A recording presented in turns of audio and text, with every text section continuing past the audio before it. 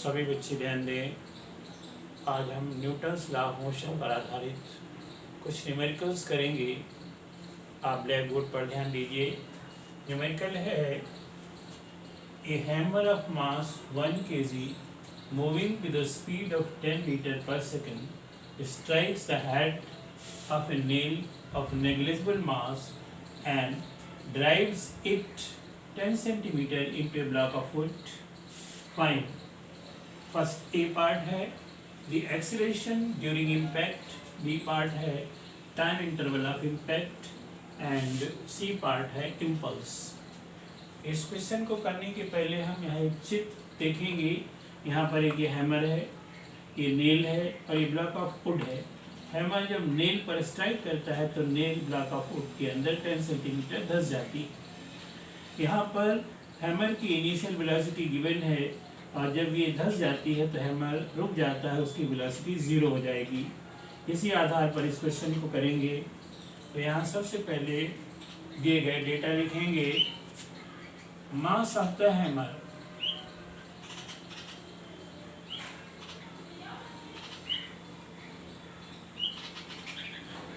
is equal to 1 kg.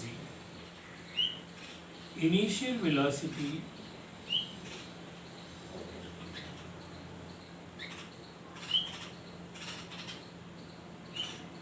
u is equal to 10 meter per second. Final velocity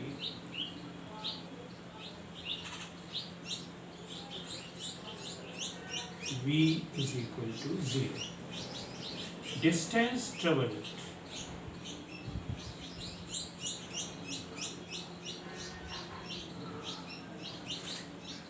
s is equal to 10 centimeter is equal to 0.1 meter. अब ए part करने के लिए formula लगा दीजिए। B square is equal to U square plus 2as।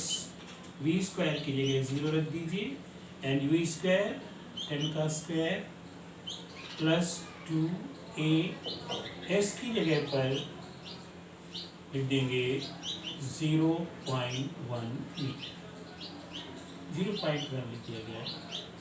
Therefore a is equal to minus आ जाएगा ये हो जाएगा 100 डिवाइडेड बाई 2 इंटू 0.1 और ये सॉल्व होकर आएगा -1000 divided by 2 is equal to -500 और ये एक्सीलरेशन है ये हो जाएगा मीटर पर सेकंड स्क्वायर। इसके बाद इसका बी पार्ट है। बी पार्ट करने के लिए हम यूज करेंगे formula v is equal to u plus 80, क्योंकि इसमें टाइम निकालना है।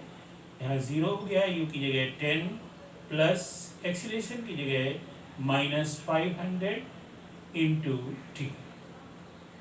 Therefore t is equal to ये हो जाएगा 10 अपॉन 500, एक 0 कैंसिल हो गया, ये 1/50 और जब इसको सॉल्व करेंगे तो ये आ जाएगा। यहाँ हम डिवाइड करके दिखाते हैं। 51 को डिवाइड करता, पॉइंट लगा, 0 आया, फिर 0 आया, फिर ये 5 टू द मतलब 50 टू द 100 हो जाएगा और इस तरह कैंसिल हो करके ये आ जाता है 0.02 सेकंड। इस तरह से ये निकल आया टाइम इंटरवल ऑफ इम्पैक्ट। अब इसका सी पार्ट है जहाँ हमें इम्पल्स निकालना है। तो यहाँ इम्पल्स इज इक्वल टू होता है चेंज इन मोमेंटम।